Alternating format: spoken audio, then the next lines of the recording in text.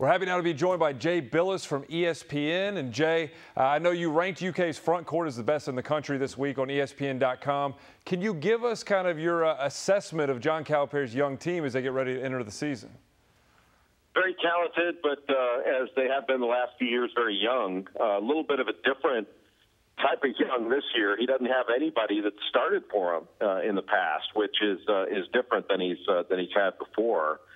So, it's a learning curve, but they've had that learning curve in the past and have always overcome it in a way that, frankly, I haven't seen in the history of this game, at least since I've been breathing. I didn't think that anybody could do what John has done with so many young teams, irrespective of the level of talent. So it's been truly one of the remarkable things we've ever seen. I do think this year's team is going to challenge for the whole thing. But there's going to be some bumps along the way, and we could see more bumps early than we had. This could probably be more like 2011, where you had a Final Four team, but it had multiple losses and some losses on the road. Having a team that only won 38 and lost 2, and none of them were old enough to drink is really unusual. The SEC looks to be a little tougher this year. Coach Cal said that he thinks they could get 8 teams into the conference tournament, into the NCAA tournament. Missouri looks good, Florida looks good. How difficult is that SEC road for them, and how good is the conference compared to others in the country? It's going to be right there to challenge. I don't think there's as much NBA level talent, with some notable exceptions on the Kentucky roster, as there's been in the last couple of years. So I really don't think the league is quite as strong. It's strong in good teams and competitive teams and all that, but it's not as, I don't think it's at the same level of talent that it's had.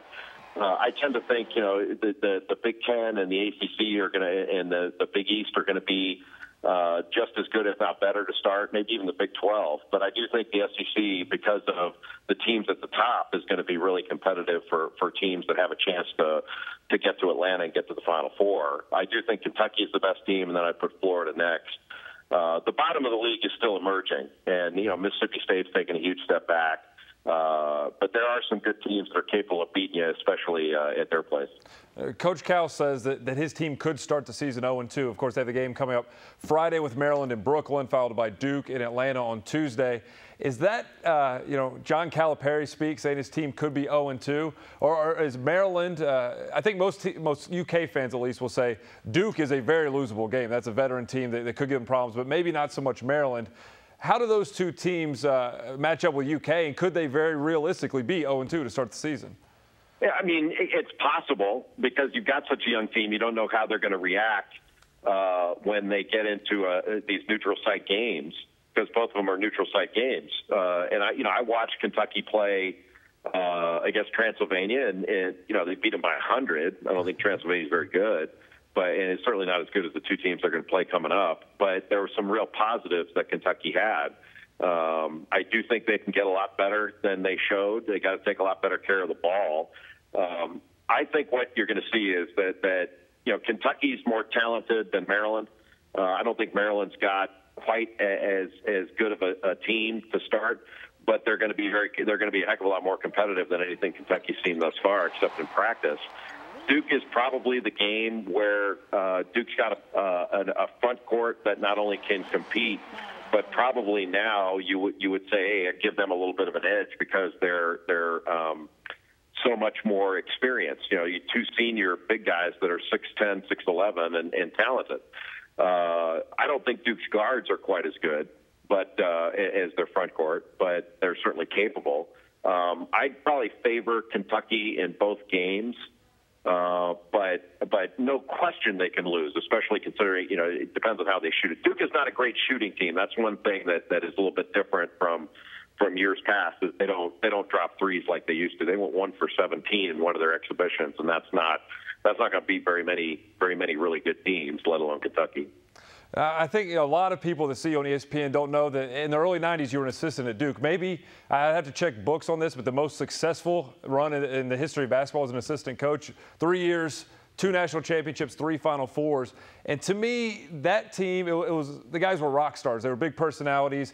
You either loved them or you hated them, and it's very similar to what John Calipari is doing at UK right now, even though the players are not around the 3 years, 4 years like they were at Duke. Do you see any similarities between those early 90s, the way Duke was in the early 90s, and where UK is right now?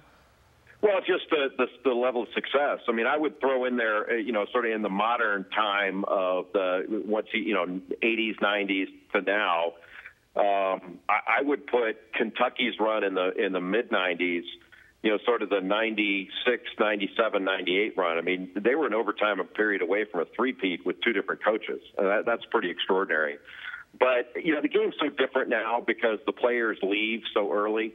Leitner and Hill and Hurley and all those guys, they got to play together for a period of years. And you knew back then when you recruited a class that class was going to stay together for at least 3 years in most instances. You didn't have guys taken off like they do now. So I think you can say, in a way, a very important way, what John has done over the last 3 years is unprecedented and has never been done before.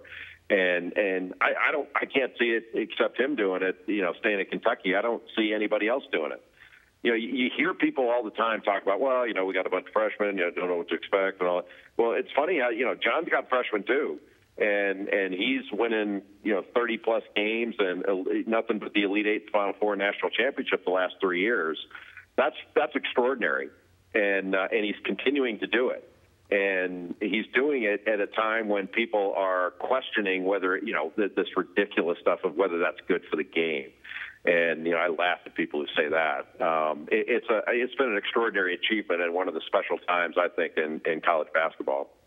All right, Jay Bilas from ESPN, thank you very much for joining us. We really appreciate it, and look forward to maybe talking to you again later in the season. Look forward to it. Thank you very much for having me.